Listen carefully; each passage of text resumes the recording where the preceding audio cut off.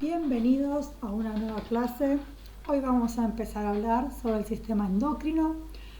Vamos a comentar cómo se secretan las hormonas, cuál es la función que cumplen las diferentes hormonas que tenemos, cómo están constituidas las hormonas y vamos a hablar de algunos órganos específicos como por ejemplo la glándula suprarrenal, el páncreas, la tiroides, entre otros. Comenzamos. Empezamos con un concepto que ya lo habíamos hablado cuando vimos sistema nervioso. Vamos a hablar de la homeostasis, que es la capacidad que tiene el organismo de mantener en forma dinámica y continua el equilibrio del medio interno. Es decir, que haya un equilibrio, que haya un control entre lo que sucede en nuestro interior. ¿Qué significa esto? Que ante algo que se aumenta o que disminuye fuera de los rangos normales, nuestro organismo lo que va a buscar es buscar el equilibrio, volver a ponerlo en su estado normal. Bien, en este punto, tanto el sistema endocrino como el sistema nervioso participan colaborando en la homeostasis, coordinando y ajustando diferentes actividades metabólicas para lograr el equilibrio entre lo interno y lo externo. El sistema endocrino va a estar formado por glándulas, que son los órganos especializados en secreción de sustancias químicas. Las glándulas pueden ser, como dice ahí, exócrinas o endócrinas. Las exócrinas secretan hacia el exterior lo que generan, por ejemplo, lo vuelcan en la boca, en el estómago, en el intestino, a través de conductos excretores. En cambio, las endócrinas o internas vuelcan sus productos, las hormonas, en la sangre, que será lo que veremos en esta clase. Las hormonas son sustancias químicas secretadas por las glándulas endocrinas y transportadas por la sangre hacia los tejidos blancos, donde ejercerán su acción. Las hormonas tienen un lugar específico donde ir y además tienen un estímulo específico por el cual ser liberadas, secretadas, pedidas por el organismo.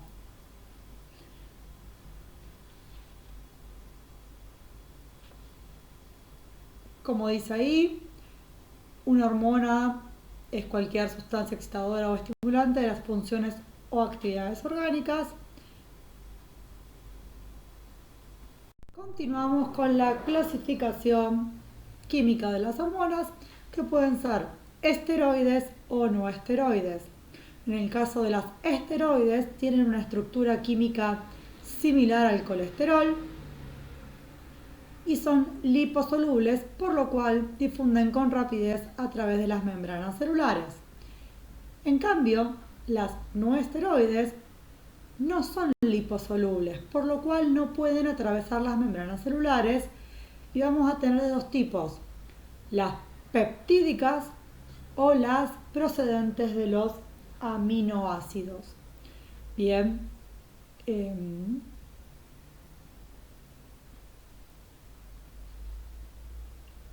esto lo que diferencia es la forma en la cual ingresan a la célula y pueden generar su acción.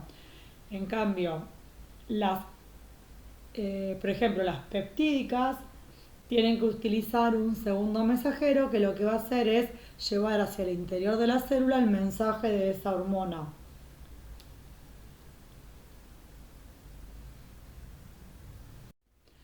Hacemos un punto importante antes de continuar hablando de las hormonas y las diferentes glándulas.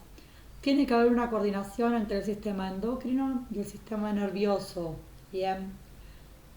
Tanto el sistema endocrino como el nervioso funcionan coordinadamente para iniciar y controlar el movimiento y todos los procesos fisiológicos que intervienen en nuestra homeostasis.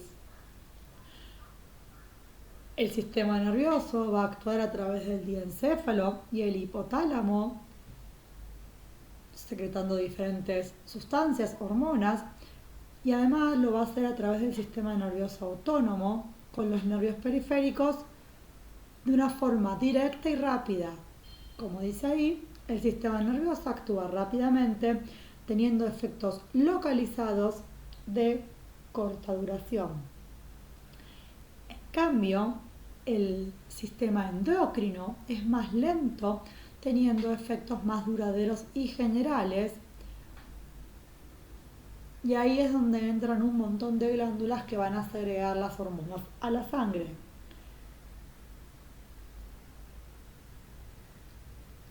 El equilibrio entre estos dos sistemas hace que nosotros estemos con un buen estado de salud. El sistema nervioso lo que va a hacer es colaborar en captar los estímulos para que el endocrino también pueda dar respuestas.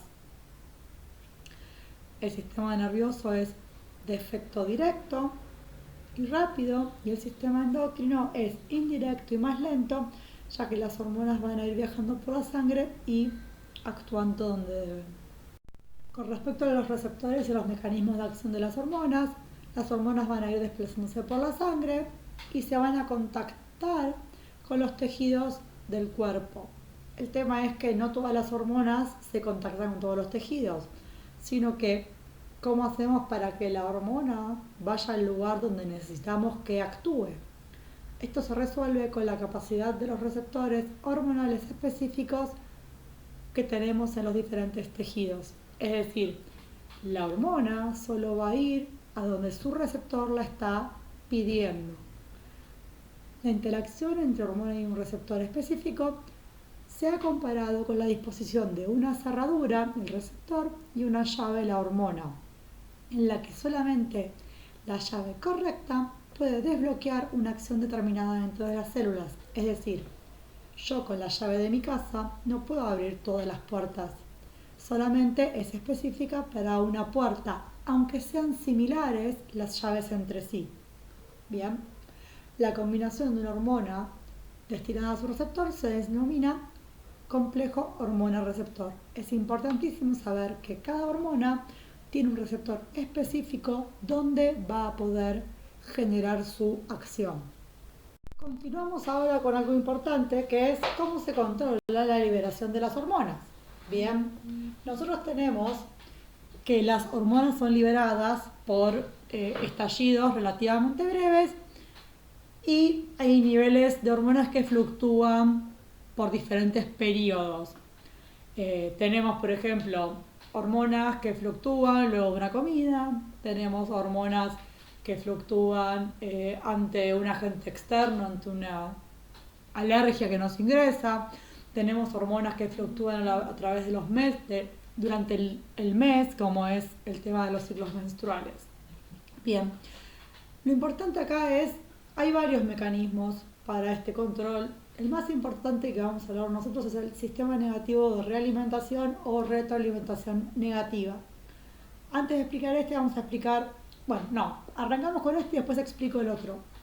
La mayor parte de las hormonas que vamos a ver tienen que ver con esto. Y significa que la secreción de una hormona produce un cambio y este cambio inhibe su secreción. Ante un estímulo se libera una hormona y cuando esa hormona cumplió su función no está más el estímulo presente, entonces se deja de secretar esta hormona. Ahí tenemos un ejemplo muy claro. Consideramos los niveles de glucosa en sangre y la hormona insulina. Bien, cuando la concentración de glucosa en sangre es elevada, el páncreas va a liberar insulina. Todo esto lo vamos a ver más detallado más adelante. La insulina lo que va a hacer es incrementar el ingreso de glucosa a las células y de esta forma va a reducir la concentración de glucosa en la sangre, que era el estímulo que teníamos por el cual se liberó esta hormona. Entonces, cuando nuestra concentración sanguínea de glucosa, nuestra glucemia vuelve a ser normal, ya no requerimos más la función de esta hormona. Entonces, la liberación de la insulina es inhibida hasta que se la vuelva a necesitar. Vuelvo a repetir, tenemos un estímulo que genera la liberación de una hormona que va a cumplir una función.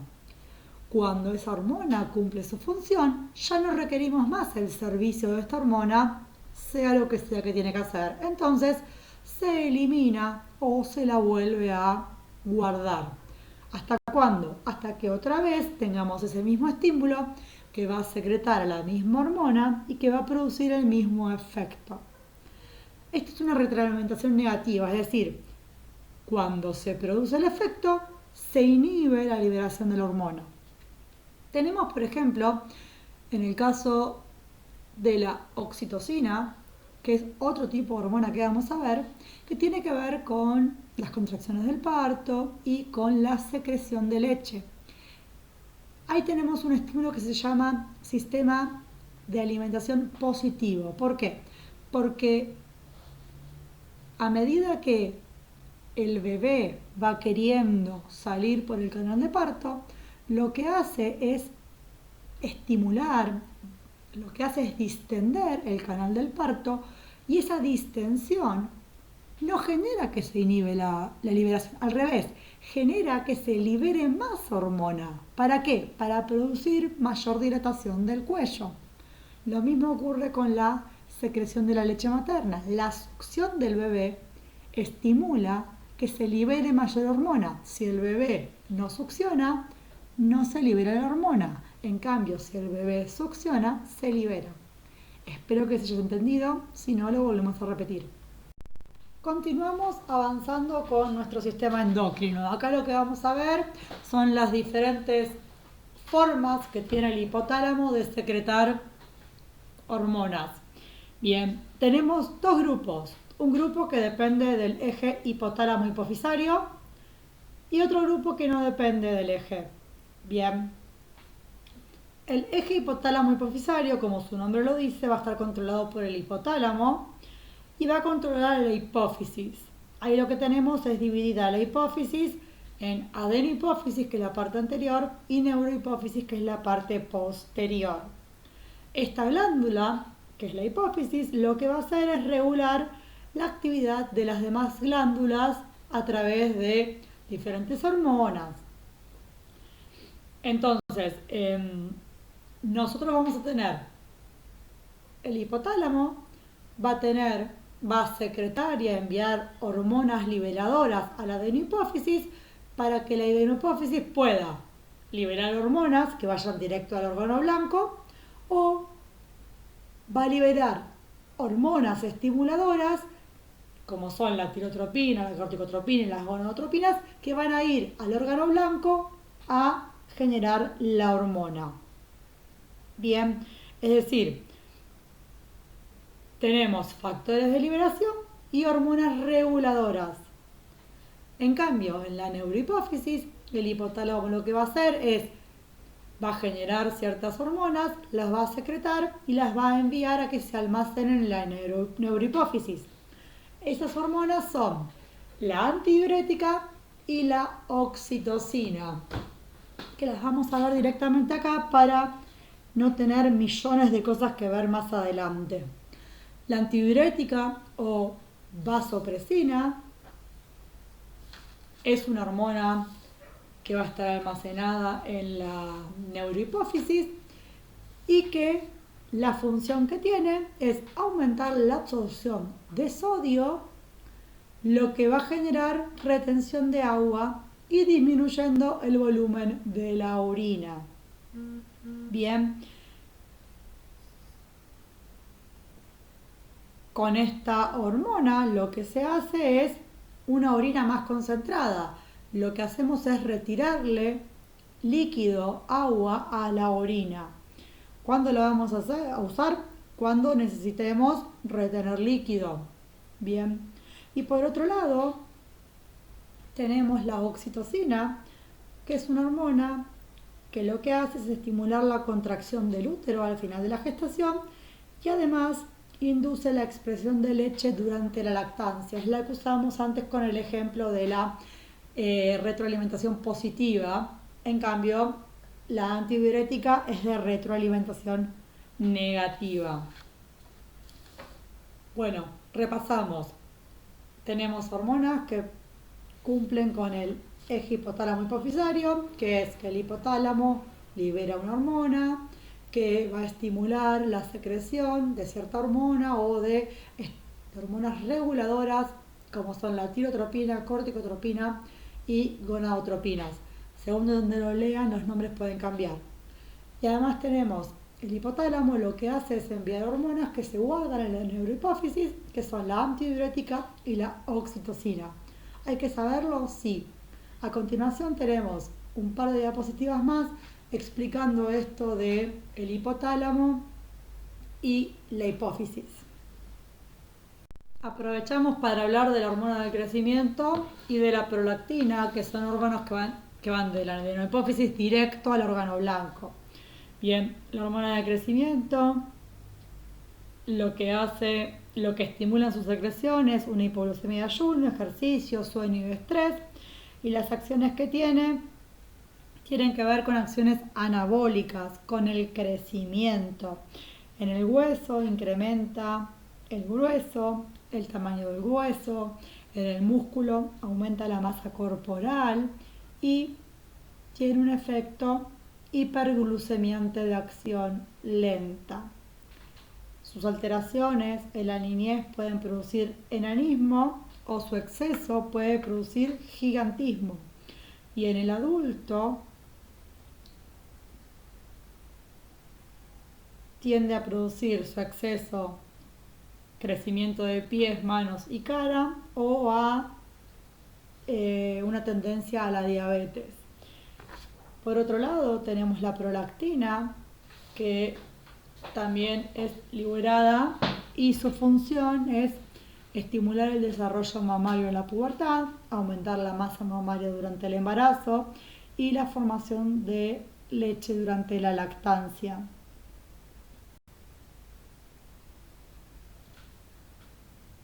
Acá lo que tenemos son dos imágenes para que a quien le sirven las pueda chequear, donde tenemos exactamente lo mismo que explicamos recién en gráficos. El hipotálamo va a liberar hormonas liberadoras hacia la hipófisis y la hipófisis va a liberar estas hormonas reguladoras que van a ir directo a la glándula endocrina, que va a ser la encargada de secretar la hormona para cumplir el objetivo.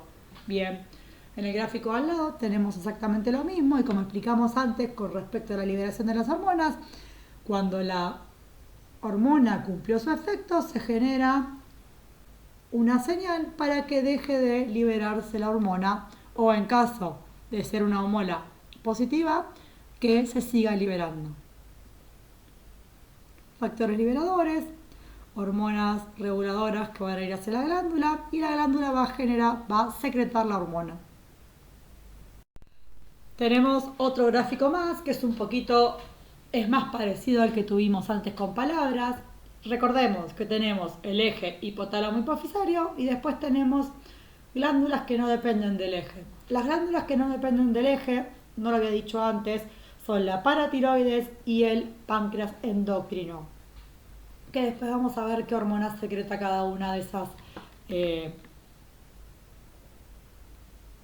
glándulas. Con respecto al hipotálamo, acá lo que tenemos es las diferentes hormonas liberadoras que tiene, donde actúan, y esas hormonas van a ir a qué glándulas, a las gónadas, a la tiroides, a las glándulas mamarias y a la corteza adrenal, donde ahí se van a liberar las diferentes hormonas o se van a cumplir las diferentes funciones. Nosotros ahora vamos a ir viendo glándula por glándula los principales efectos de las hormonas que cada glándula secreta. Es un tema muy complicado, pero lo vamos a hacer lo más fácil que se pueda.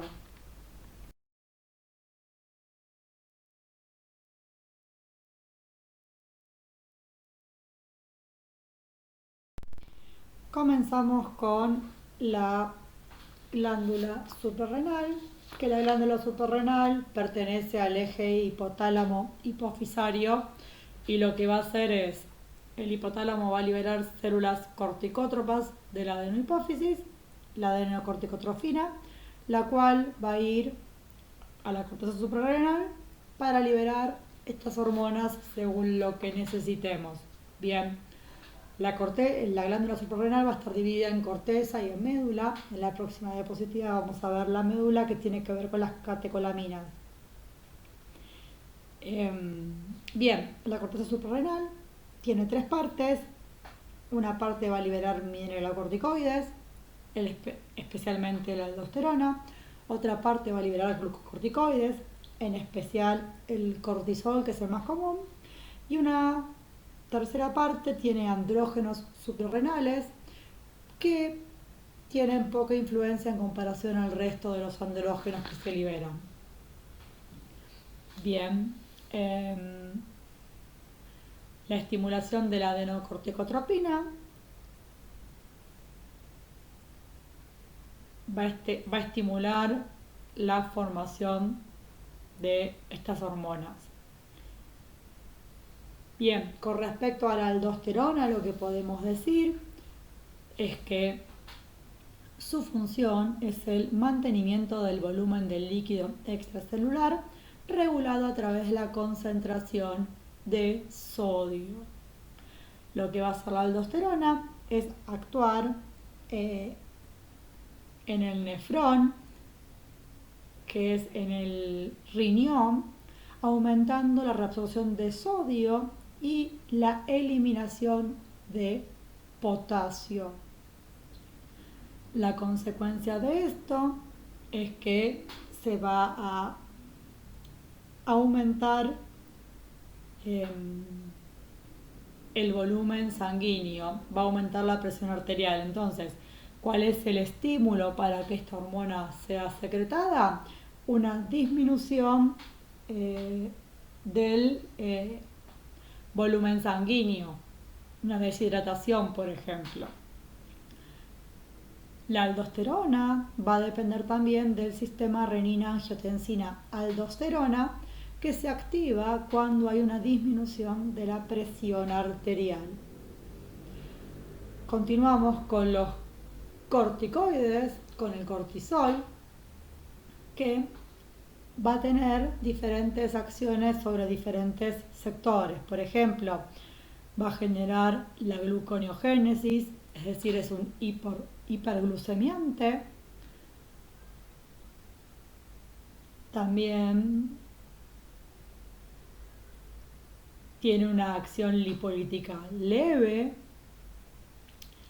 va a inhibir la formación ósea, produce un adelgazamiento de la piel y fragilidad vascular. Son un montón de acciones que a lo largo del tiempo pueden causar problemas. También tiene acción antiinflamatoria y antialérgica. Lo que tenemos que tener cuidado con el tema de los glucocorticoides, a veces pasa, por ejemplo, es un caso muy común, los asmáticos, el largo uso puede generar consecuencias para la persona. Y por último tenemos los andrógenos, que lo que hacen es influir sobre los órganos, mantienen las caracteres sexuales secundarios y estimulan la producción del crecimiento de los vellos y todo eso. Estas hormonas tienen un feedback negativo, como lo habíamos explicado antes. Cuando cumplen su función, dejan de ser secretadas. Así que ordenémonos. La aldosterona lo que hace es retener agua y de esa forma aumentar el volumen sanguíneo. Es decir, su estímulo es cuando hay una baja de la presión arterial. El cortisol lo que hace es aumentar la gluconeogénesis, inhibir la formación ósea, pero lo importante es que es un hiperglucemiante débil. Continuamos ahora con la médula.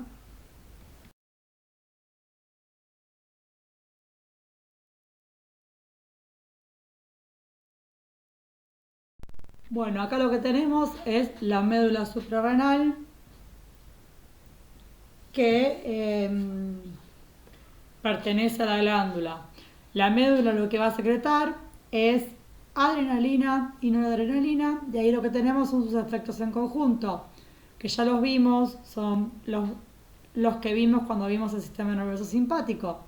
Aumenta la fuerza de contracción del corazón, aumenta la glucógeno lisis en hígado y en músculo, aumenta la liberación de glucosa,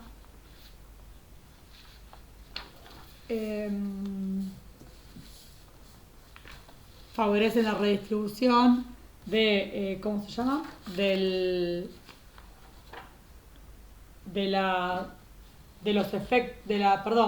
La redistribución hacia donde es necesario en una actividad física mayor, que lleguen mayor contenido de nutrientes, de oxígeno.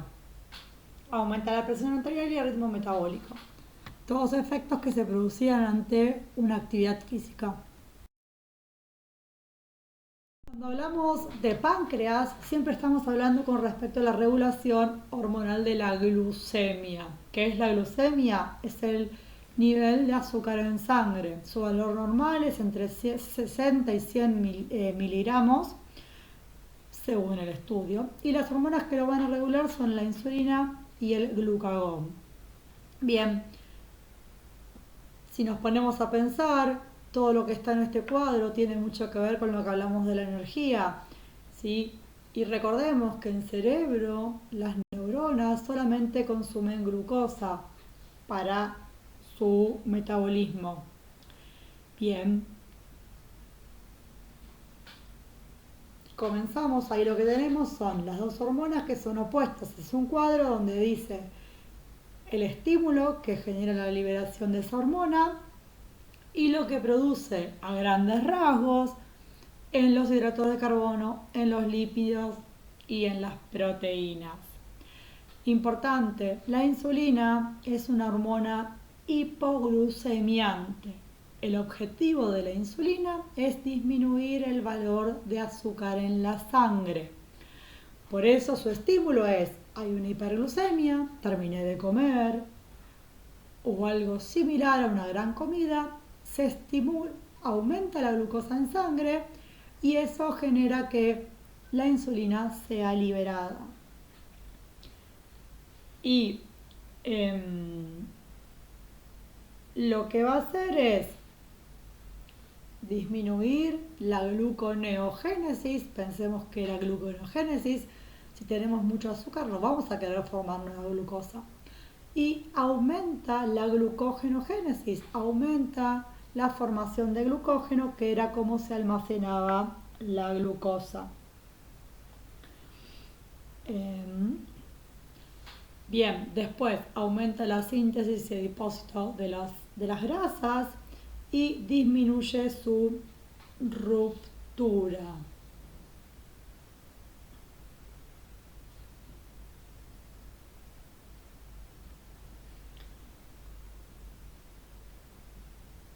Y a nivel de las proteínas, estimula la captación de aminoácidos por los tejidos y la síntesis de proteínas, aumenta su síntesis y sus depósitos. Y la regulación tiene que ver con la alta glucemia. También hay una realidad, ante excesos de ácidos grasos o de aminoácidos también se regula, pero lo importante que tenemos que saber sí o sí es que una alta glucemia exige una salida pronta de insulina, que es lo que no tienen los diabéticos, que es lo que no tenemos los diabéticos.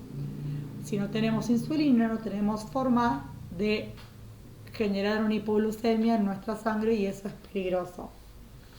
Pasamos ahora al glucagón, que es una hormona hiperglucemiante, es decir, la voy a tener que usar cuando necesito aumentar mis niveles de glucosa. Un estímulo es un ayuno prolongado o varias horas sin comer. Se libera esta hormona que lo que hace es generar una hiperglucemia. Lo que hace es aumentar la glucogenólisis. Recuerden que la glucogenólisis era la ruptura de glucógeno, generando glucosa.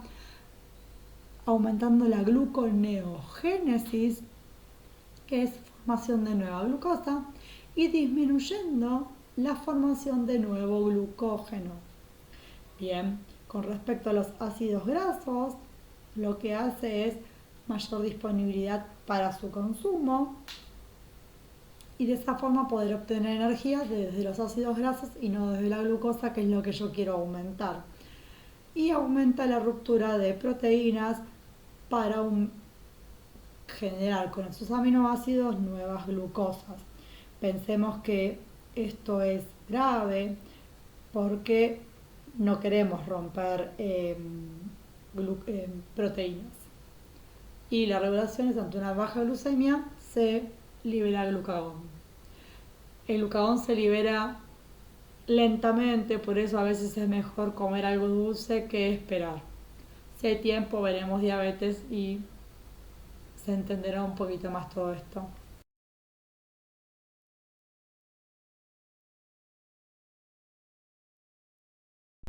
Pasamos ahora a la glándula tiroides, que pertenece al eje hipotálamo hipofisario. Recordemos, el hipotálamo va a liberar la hormona liberadora de tirotrofina, que era la TRH. Esa hormona desde la hipófisis va a liberar la TSH, que es la tirotrofina, que va a ir a la tiroides a secretar las hormonas que corresponden. Bien, la hormona T3 y la hormona T4. La T3 es la triiodotironina y la T4 es la tetraiodotironina o tiroxina. Bien, acá lo que tenemos es, de forma global, sus mecanismos. Es el aumento generalizado de la actividad del organismo. Aumentan la síntesis de proteínas y de enzimas, aumentan el número y tamaño de las mitocondrias, la glucólisis y la gluconeogénesis, la movilización de lípidos, tienen muchos efectos a nivel del metabolismo. También se secreta la hormona calcitonina, que la vamos a ver un poquito más detallado en el metabolismo del calcio, que viene a continuación.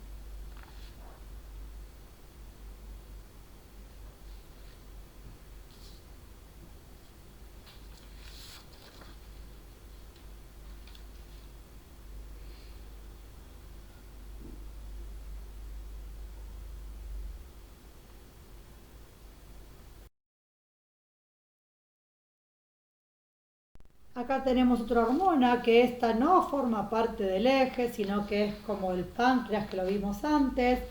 Cuando se genera el estímulo, va a secretar esta hormona. La paratiroides va a secretar la hormona paratormona, que el objetivo de esta hormona es aumentar la concentración de calcio.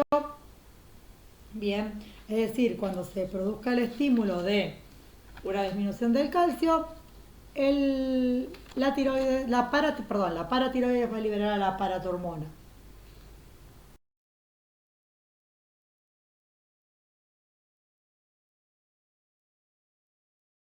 Bueno, ya vamos avanzando y cada vez nos falta menos. Con respecto al metabolismo del calcio, tenemos tres hormonas, en realidad hormonas. La vitamina D, la paratormona y la calcitonina. Cada una tiene una función distinta. Con respecto a la paratormona, lo que hace es aumentar la concentración de calcio, es decir, aumenta la absorción en el intestino, aumenta la reabsorción osteoclástica. Bien, es una hormona hipercalcemiante. Con respecto a la vitamina D, que la hemos escuchado muchas veces, su función también es hipercalcemiante. Tiene mucho que ver con la luz ultravioleta, con el sol. Lo que hace esta hormona es aumentar la resorción ósea, tratando de mantener el calcio y el fósforo en las relaciones que corresponden. El déficit de la vitamina D produce una alteración y el hueso se torna más blando y se deforma. En los niños produce raquitismo, en los adultos produce osteomalacia. Y con respecto a la calcitonina, es una hormona hipocalcemiante. Lo que hace es disminuir el calcio en la sangre. La forma que tiene de generarlo es aumentando la excreción a través de la orina o activando la mineralización, es decir, que el calcio se fije al hueso. La calcitonina es usada ante osteoporosis para tratar de que no disminuya más el calcio. Lo que hace es favorecer la mineralización.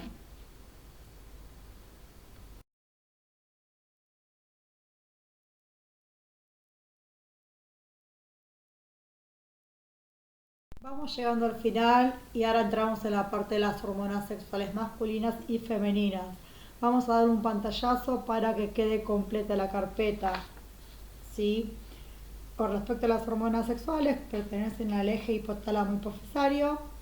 Bien, tenemos la hormona liberadora de gonadotrofinas y las gonadotrofinas van a ir hacia el lugar que corresponden a liberar. En el caso de la luteinizante, que es la LH, en el hombre va a estimular la síntesis de testosterona y la testosterona lo que hace es estimular la agresividad y el deseo sexual, en la pubertad, crecimiento del pene, de vesículas seminales, de las partes del aparato reproductor masculino, crecimiento y desarrollo esquelético y muscular, del vello sexual, glándulas sebáceas, todo lo referente a los caracteres sexuales secundarios. Con respecto a la folícula estimulante, va a estimular la espermatogénesis, que es la maduración de los espermatozoides.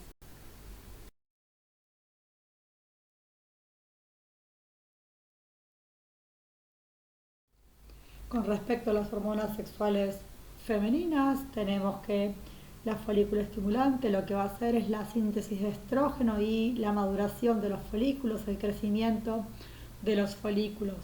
La luteinizante lo que va a hacer es secretar estrógenos y progesterona y la ovulación. Todo esto lo que prepara es para una posible formación de un embarazo.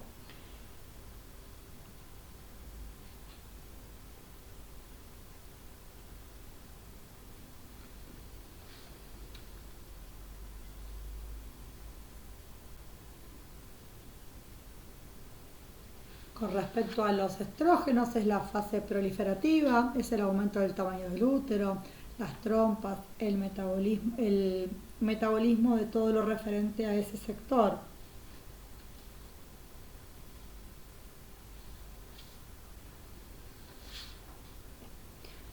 Y con respecto a la progesterona, lo que hace es la parte progestacional, aumenta las secreciones en útero y trompa de falopio, prepara para el embarazo.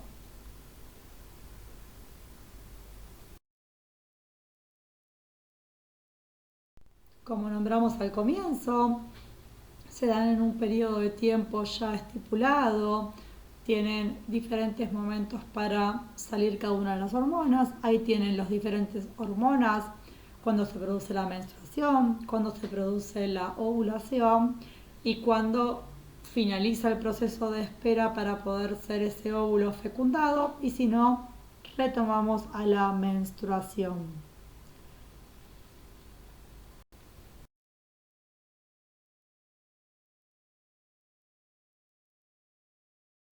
Acá lo que tenemos son hormonas femeninas en el momento del embarazo. En el tercer mes tenemos la gonadotropina coriónica humana, que es lo que generalmente se busca en el análisis de sangre. Los últimos 3 meses vamos a tener la relaxina, que el objetivo va a ser relajar la pelvis y ablandar el cuello del útero para el momento del parto. Y luego del nacimiento tenemos la oxitocina, que recordemos que era una hormona de la neurohipófisis, que lo que estimula es la expulsión de la leche. Llegamos al final. Cualquier consulta me avisa. Son muchas hormonas, muchos nombres nuevos, raros, difíciles. Tratemos de comenzar por las primeras diapositivas para entender cómo funciona esto, qué es una hormona, cómo se secretan, por qué llegan a donde llegan y después poder diferenciar lo referente a la adenohipófisis, a la neurohipófisis o a las hormonas que no pertenecen al eje hipotálamo hipofisario. Nos vemos.